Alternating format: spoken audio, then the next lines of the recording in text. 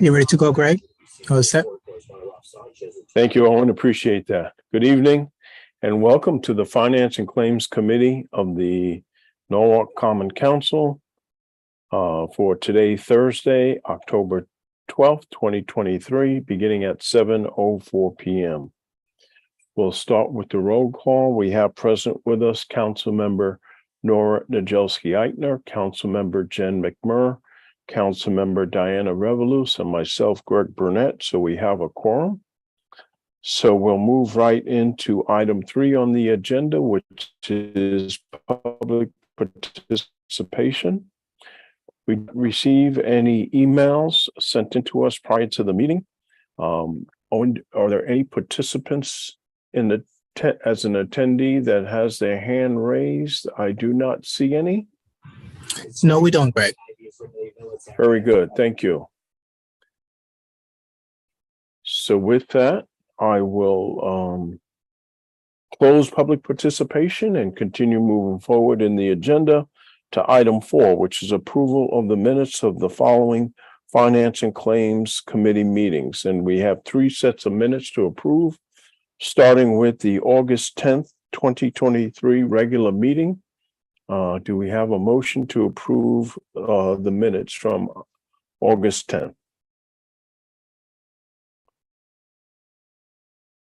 Yes, I see Nora Najelski-Eichner's hand is up. Thank you.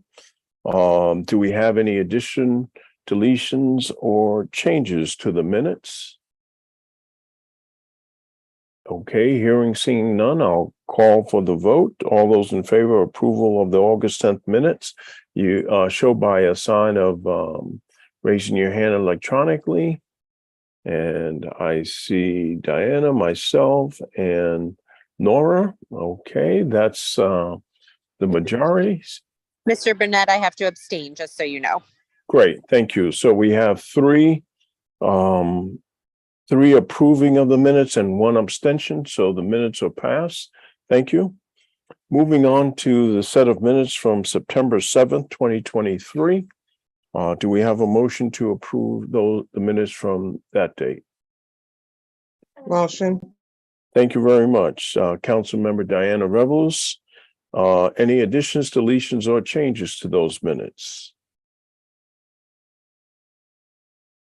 Okay, hearing and seeing none, I'll call for the vote. All those in favor of the September 7th minutes as presented. I see 3. I also have to abstain on this. Okay, very good. So we have 3 in the positive and Councilmember Jen McMurr abstaining. Thank you. The minutes pass. And then finally, September 14th set of minutes. Do we have a motion to approve the minutes from September 14th? Motion. Thank you, Councilmember Diana Revolus. Any additions, deletions, or changes to those minutes? Okay, hearing and seeing none, I'll call for the question. All those in favor of approving the minutes as presented? I have 3 and I abstain again, sorry. no problem. So we have 3 approvals, 1 abstention, Councilmember Jen McMurr. So the minutes are passed. Thank you very much. That moves us to items 5, 6, and 7 on the agenda, which is 5 starts with our Claims Committee report. Then we'll move into the narrative on the tax collection dated October 23rd. And then finally, a monthly tax collection report dated September 2023. And we have our tax collector, Lisa B. And let the minutes show that Lisa is actually on vacation, but has zoomed in. Outstanding effort. Really appreciate that. So over to you, Lisa. Thank you. Good evening, folks. Good evening. Can you hear? You can hear me? Yes, very clearly. Yep. Super. The initial item to discuss is the Claims Committee report. There are 2 special requests that are special by virtue of the dollar amount in excess of $10,000.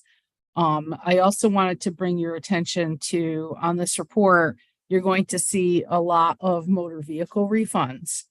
And this is a consequence of the billing that we reissued in September of 2023. relative to the motor vehicle billing that we issued in July with corrections. There were some taxpayers who owed more, and there were also many who owed less.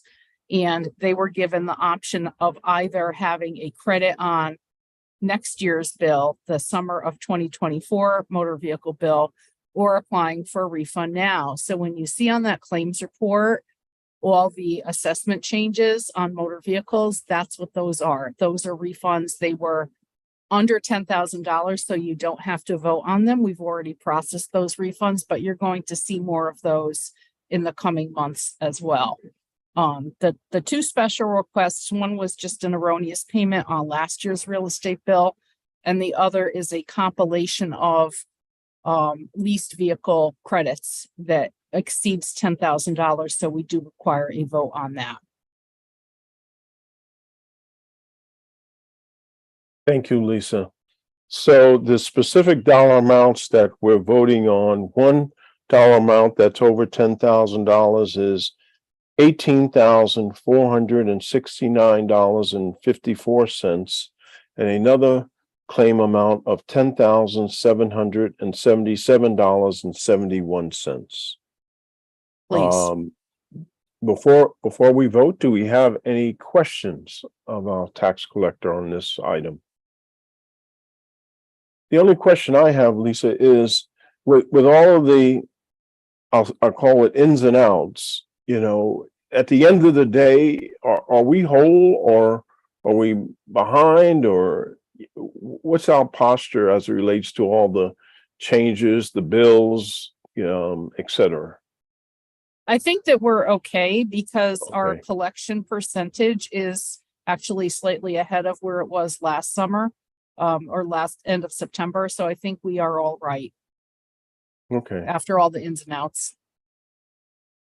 so it was inconvenient, but at the end of the day, it's not as if we lost money or gained money. It was just kind of really an inconvenience. You could call it that. Okay, I'll be able to report in a little more detail when I'm back in the saddle. No But problem. from the looks of things, it looks okay. Very good. Okay, with that, call for a motion to approve the two claims over $10,000 for the claims report.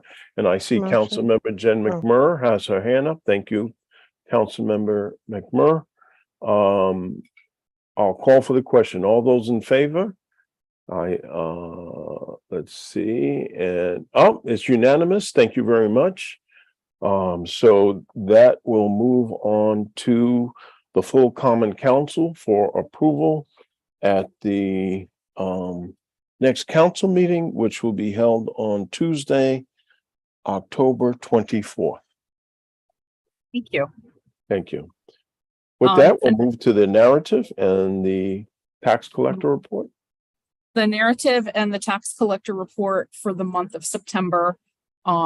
We are at 54.41% of our adjusted levy of 375 plus million. We collected in excess of $204 million from June through the end of September.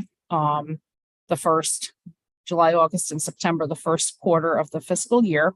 52.94% of our sewer levy and 72.47% of our IPP levy. We're very slightly ahead of last year with regard to taxes and sewer, and behind with regard to the IPP. I'm heartened, the question that you asked, I'm heartened by the fact that we are keeping pace with last year, because we were concerned, when that second billing went out. We also have not yet issued delinquent notices for motor vehicle taxes, because we were giving those taxpayers with adjusted bills until October 10th to pay. That was this past Tuesday. So even though we did send past due notices for real estate and for business personal property in September, we were not able to send them for motor vehicle. And at this point, we're probably just going to wait for the second installment billing, because that's going to be issued really about a month from now. We're going to start running those files in the middle of November. And we'll catch up then. But the collection went well. The delinquent billing went well. The supplementary, or whatever you want to call it, corrected billing went well.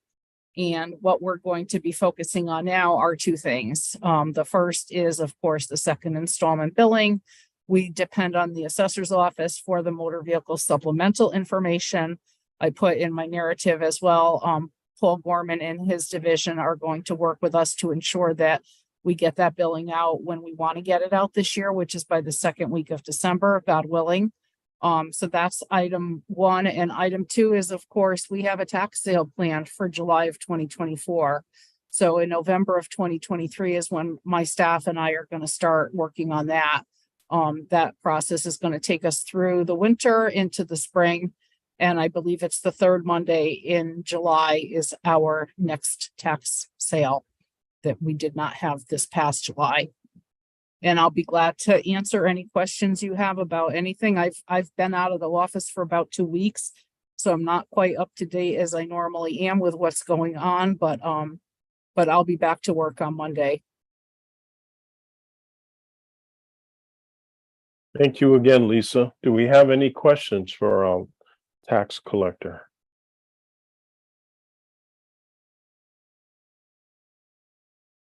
Okay, seeing none. Thank you so much for the report. Glad to see that we're slightly ahead in our collection rate, which is always good. Better to be ahead than behind. So Absolutely. let's keep doing what we're doing, and that 99%, that's our goal. I know. We're trying. We're trying, right? Every month we We are. keep trying. That's great. We do. Thank you. Thank you so much. Enjoy the rest of your vacation, and we'll see you back safe and sound here in Norwalk soon. Thank you so much. Everyone take care. Take care. Cheers.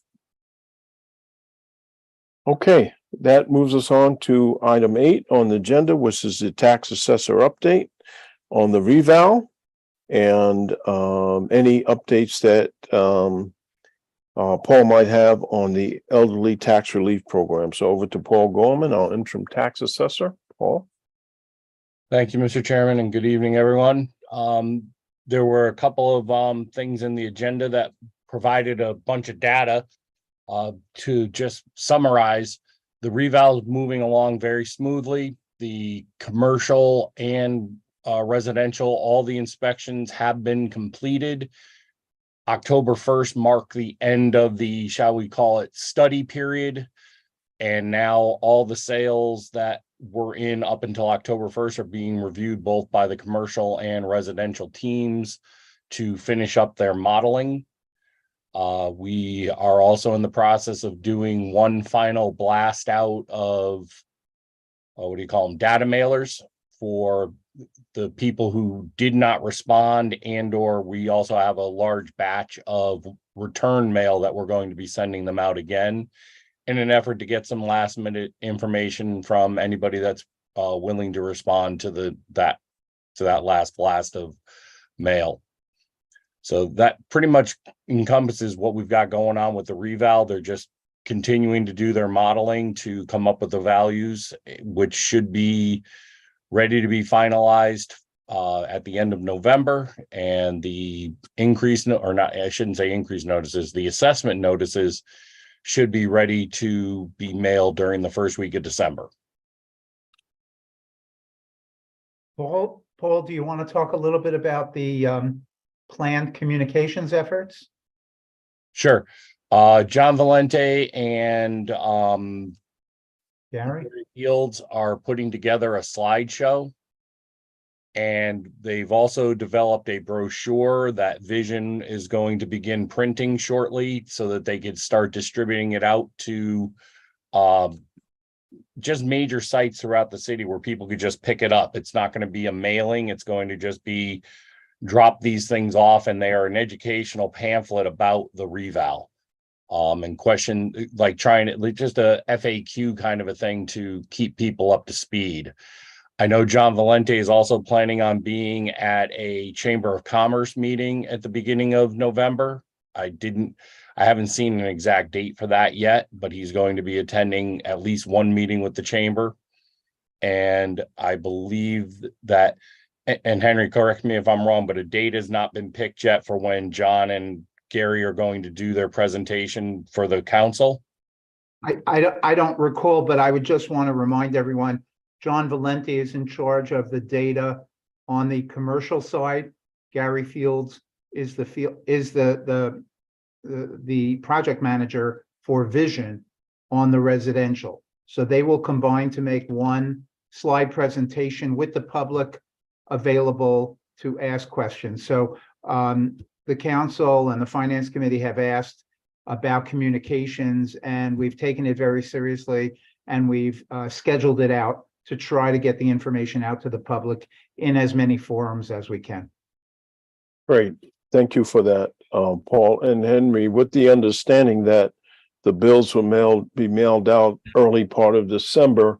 We'll work with you to identify a date in November for a public meeting where they can present their information. So this way people will have an opportunity to absorb that information, ask questions before they see the reval statements in their mail in December. So we'll work to get a date on that. Okay.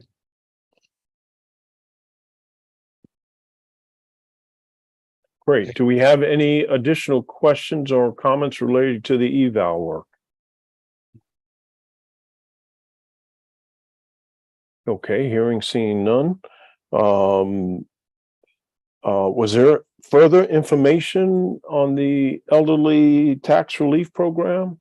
Right. So I sent through Chitsame, I provided 2 spreadsheets because the reason why we couldn't do a good comparison last month is because you can't compare 2021 grand list to the 2022 grand list because it's a 2-year program. So you'll see in the spreadsheets that I provided that the first spreadsheet's comparing grand list 2019 to grand list 2021, because that is a comparison of the same group, as we call it, the odd group or odd year. And then the other spreadsheet is comparing 2020 to 2022 for growth. And I've got on my screen, I've got the 19 versus 21 chart up. And you can see that the EHO participants in 2019 was 600, and in 2021 it jumped to 1,199. Paul, do you main want reason- to share your screen? Oh, I'm sorry. I thought everybody had it in the agenda. No, I do not believe so. Owen, does Okay, I Paul can share my have the? screen. Okay, good. Thank you. Yep.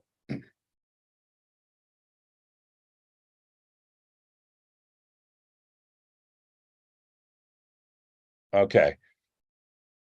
So as you can see, where I was saying about that, it went from 600 to 1199, 599 additional participants. The amount of money that was being given out is up by almost $500,000, but that was because there was a pretty stark increase to the income levels that we were providing benefits to in between those 2 years. You went from only offering it to 70,200. It went up to 72,300, a $2,100 increase. So that brought a lot more people into the program. And then if we go to the other spreadsheet, this is the 2020 versus 2022. You'll also see that there was a 534 person increase. And in this, Hold on 1 second, Paul. You know what? You have to stop sharing and reshare again for us to see it.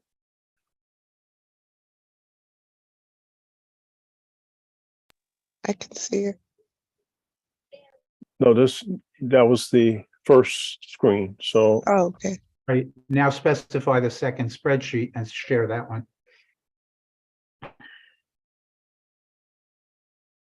great, perfect. And that's what I saw. You're muted, Paul. I don't know how I muted myself. I apologize. So here's where you could see that the income levels again increased by $5,200, and the amount of aid went up significantly again, over $500,000. The amount of people that were helping increased by 534 people. So that's your comparison that you asked for last month. That just took a while to pull all this data out because I had to do it from Munis and from QDS to put it all together for you.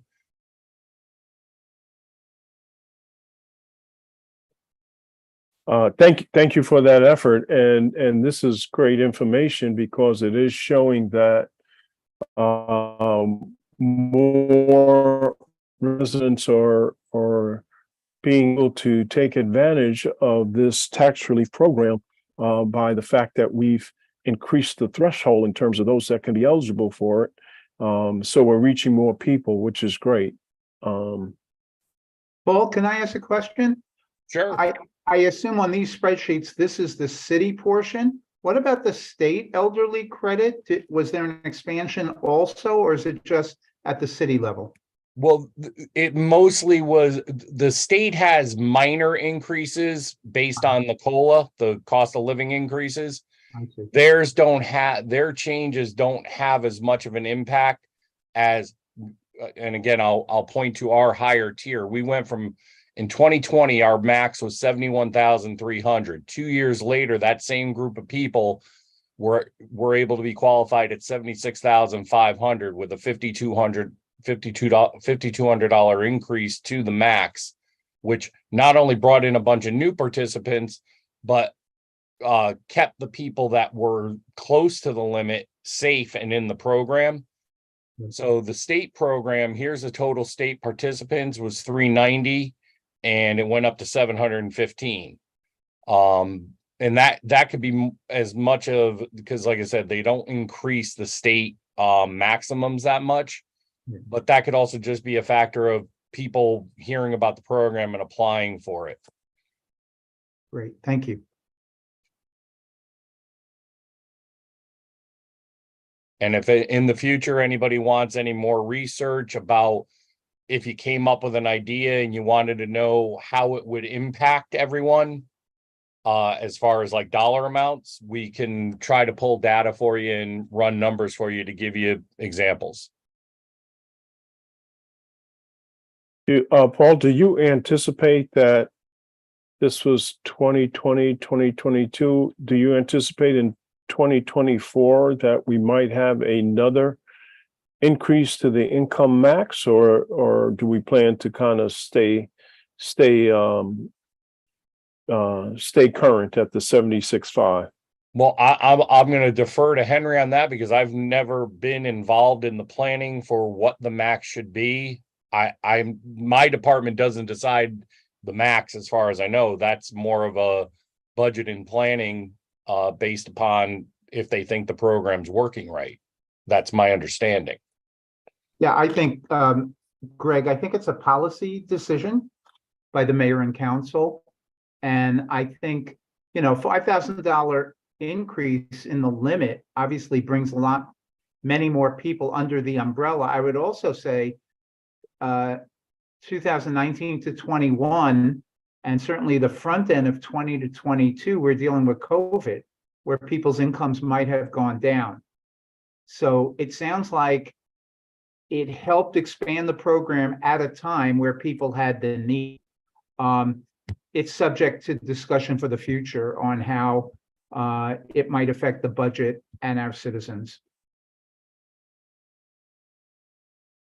Thank you for that. So we'll take that into an account when we formulate the budget, but it's not an automatic that it'll increase. We'll have to see what factors might be impacted by such an increase. Right. Great, thank you. You can stop sharing at this point, Paul. Okay. Okay, Diana, you have your hand, Councilmember Revelous, do you have your hand up for a question? No, it's fine. Just, sorry for the background. Just quick question though. You said with people just learning more about the program, what are the communications that go out that specify this is available? We posted to the website, we posted to the community board here in the hallway at the town clerk's office. And I believe a public notice gets posted online with the hour that it's the time to do it. Next year, I'm hopeful, and I've got to talk to Lisa and her team and to whoever does their mailing about trying to mimic what Trumbull does with their billing in July. They send out a trifold folder that has all kinds of town information, but one portion of that brochure is dedicated to telling everybody that gets a bill, hey, if you know of anyone or if you're somebody that these rules apply to, know that this is when the time to do something about it. So I'm hopeful that we might be able to get a communication push done with the billing next July to expand how we teach everybody. That would be great. That's awesome to hear. Thank you. I see Lisa has a hand up. I think possibly the time to do it would be with the December billing with the real estate bills though, because the application period is in February. So if we send it in July, it's too late. So we could talk about it. Oh, so thank you for Okay, noting I that. didn't know if December, if we would be able to turn something around quickly enough. I was planning for the following year, but when you get back, we'll sit down and we'll talk about it and see if we could put something together for December. Yeah. That would be great. Excellent. Thank you. Okay, if there's no other further questions for Paul, well, thank you for that update on the elderly tax relief program and the comparisons. That was very helpful and useful information. And we'll see what the next cycle brings. All right, thank you very much. Have a great evening. You too. That moves us to item 9 on the agenda, which is to receive the Oak Hills Authority monthly financial statements for both July and August 2023. And we have Denise Brown from Oak Hills Park Authority to give us those updates. Thank you, Denise. Hi, good evening, everybody. I'm Denise Brown from Oak Hills Park. So basically heading into the new fiscal year, for the month of August, our revenue, we were actually above our budgeted revenue. We're up $50,000.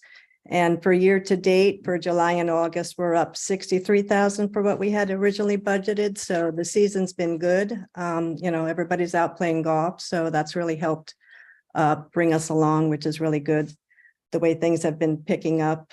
And on the expense side, we spent about $15,000 more than we had budgeted for the month of August, but that was tax on our carts, our leased carts, and then we had some machine repairs that had to be done. And actually, we're going to be needing to replace a rough mower. Jim Shell has looked into some proposals. The mower that we have is from 2012. It's a Toro, so we're going to be adding that in. It's going to be approximately around $65,000 because it's too hard to, I guess, maintain the mower we have, because you have, by the time you pull the engine out, he said, and you have to get to all the parts, it's just too much money to put into the repair. And it's going on 12 years old. So I think he borrowed a mower right now from the city. We're using that temporarily. So it was nice that we were able to get us, I think Ken Hughes had set up something and lent him the mower. So that's in the process. So we'll probably be settling on that sometime in November, I think. But overall for August, our operational income is up about $35,000. And for July and August, for year to date, we're up about $46,000. And so, the golf revenue is going good. Heading into November, though, things are going to start to slow down. It'll be all weather permitting pretty much on how the course goes right now. And we've had a lot of rain so far for going at the end of September and into October. And that rain is kind of hit on Fridays and Saturdays. So, that might affect things a little bit right now, unfortunately. I know that the city's been dealing with a lot of water problems in its own way. So, but, I think we're looking good. And so, we're happy with the way the course is running and the way that the income is coming in. So and then for the city, actually, we wound up paying so far for the past 2 months about $31,000 for the debt, for the restructured city debt. So, we're on target. We had budgeted $25,000 for that, so we're a little bit over the budget for our target budget. So paying 31. So pretty happy with the way that's all going. So Great, thank you. Question, how do you see the Oak Hills Park Authority position to get through the winter months in terms of your burn rate? Is it, it sounds as if there's funding available so that won't be an issue. no, it shouldn't be. I mean, we have about, $400,000 to $500,000 that we sit in our operating cash that we keep to get us through the winter. And, things get quieter and our payroll goes down. So everything, of course, the maintenance on the course is a little bit less. Everything kind of scales back. So we don't feel like there's any problem. And then when things will pick up again at the beginning of March.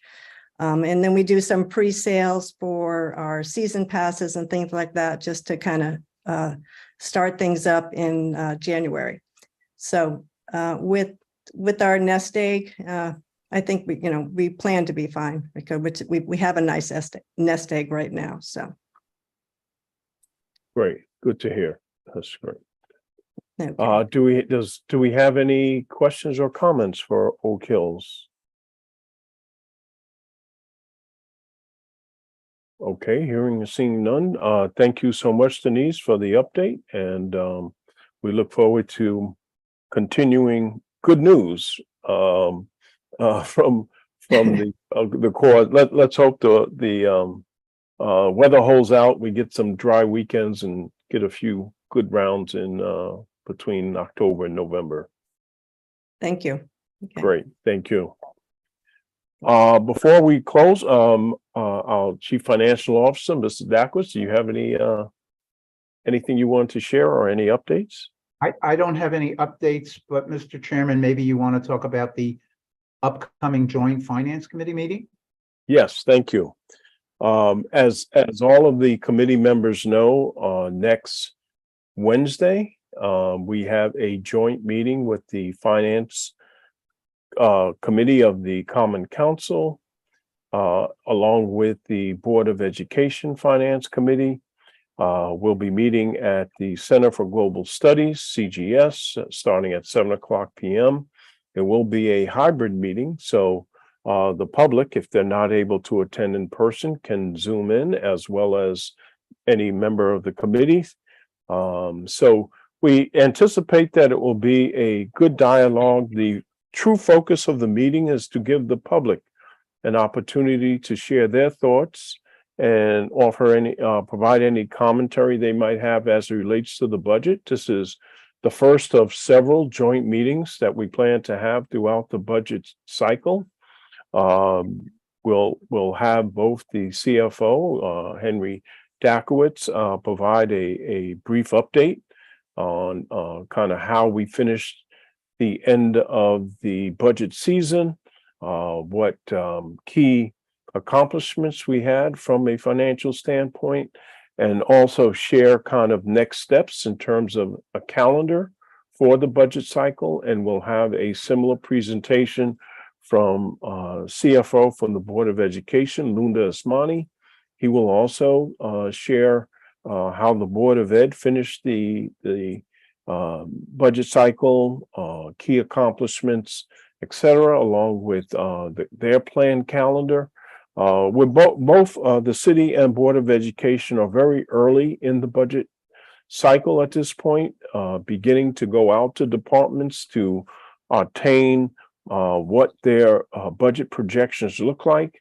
So it is not the intent at this meeting to be sharing specific numbers about the upcoming budget. It's just a little too early to do that, but it's not too early to get input from the public in terms of what they feel what are their thoughts and concerns as it relates to the upcoming budget? So this is really the opportunity to have that dialogue with the public. Again, it's next Wednesday, starting at 7 o'clock. And notices have gone out, and they will continue to go out to alert the public to Zoom in or show up in person and share their thoughts as it relates to the upcoming budget.